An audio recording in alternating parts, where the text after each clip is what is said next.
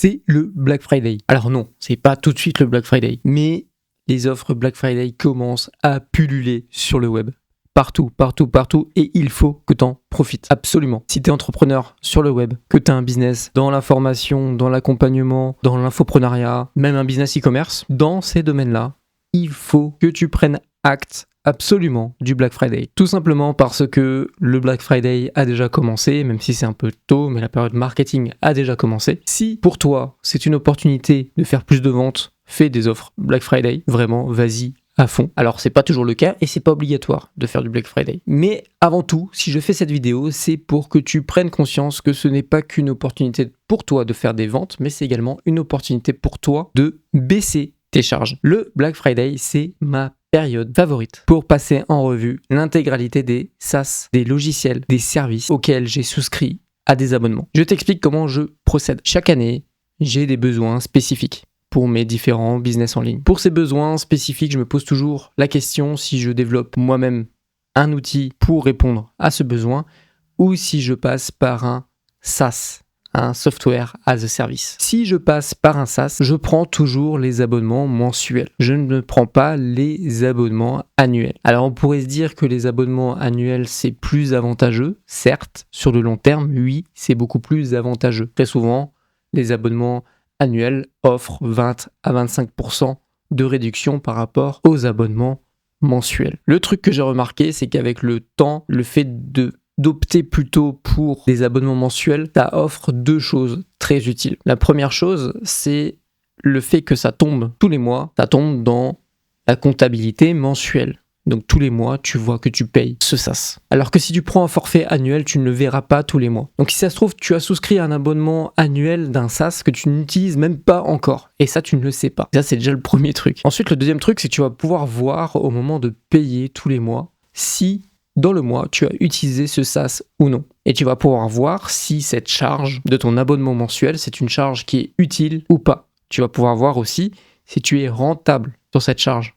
Est-ce que ce SaaS t'apporte de la rentabilité et du bénéfice au sein de ton entreprise? Ça, c'est la deuxième chose à voir en prenant des forfaits mensuels au départ. Si tel est le cas, et qu'effectivement, c'est une charge qui est utile pour ta boîte, que ça te fait gagner du temps, que ça te fait gagner de l'argent, à partir de ce moment-là, au bout d'un an d'utilisation, il faut vraiment avoir du recul sur un logiciel, sur un abonnement, pour pouvoir se dire, ok, ce service, ce logiciel, cet abonnement, c'est un indispensable pour ma boîte. Et à partir de ce moment-là, je te conseille d'attendre cette période du Black Friday. Tout simplement parce que c'est la meilleure période pour négocier des abonnements et passer d'abonnements mensuels à abonnements annuels. Déjà parce que tu seras sûr et certain que chaque année, tu paieras l'abonnement au prix le moins cher possible.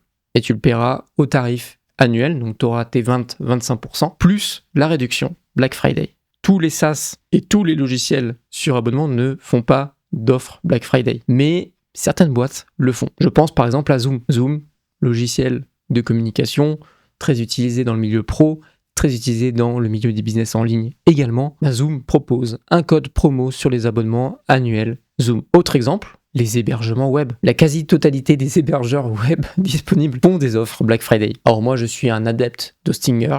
Je suis chez Hostinger depuis quelques années et je suis en train de migrer mes derniers business chez Hostinger. Alors cette fois-ci, c'est pas sponsor, mais je vous mets quand même un lien en description pour Hostinger. Ils font des offres Black Friday en ce moment, donc ça peut valoir le coup d'aller voir chez eux. Typiquement, c'est ce genre d'abonnement qu'il faut passer en revue chaque année pendant les offres Black Friday. Un autre petit truc qu'il faut que tu saches aussi, c'est que ces sociétés qui font des offres Black Friday, parfois elles font une première démarche de promotion avec une première période de promotion et ensuite elles font une deuxième démarche. Donc la première démarche démarre généralement mi-novembre, donc il y a une première période de promotion. Ensuite, au moment du Black Friday, donc là, pour 2025, le Black Friday, c'est le 28 novembre 2025. Le 28, c'est là où vous avez généralement une deuxième démarque. Donc une deuxième promotion qui vient s'ajouter, spéciale journée Black Friday. Alors tous ne le font pas, mais sachez que si vous voulez avoir les meilleurs prix, c'est le jour du Black Friday, pas avant. Et ensuite, certaines boîtes font encore une troisième démarque. Donc là, il y a encore une troisième réduction qui vient s'ajouter pour le Cyber Monday. Cyber Monday qui a lieu cette année, le lundi 1er décembre 2025. Alors parfois, c'est une troisième démarque qui est moins chère que le Black Friday, Parfois, c'est légèrement plus cher que le Black Friday, donc c'est une réduction qui est diminuée par rapport au Black Friday. Ça dépend des boîtes, ça dépend des stratégies marketing. Mais si vous voulez être sûr de faire les meilleures promotions pour passer vos outils en abonnement annuel, faites-le cette année, le 28 novembre 2025.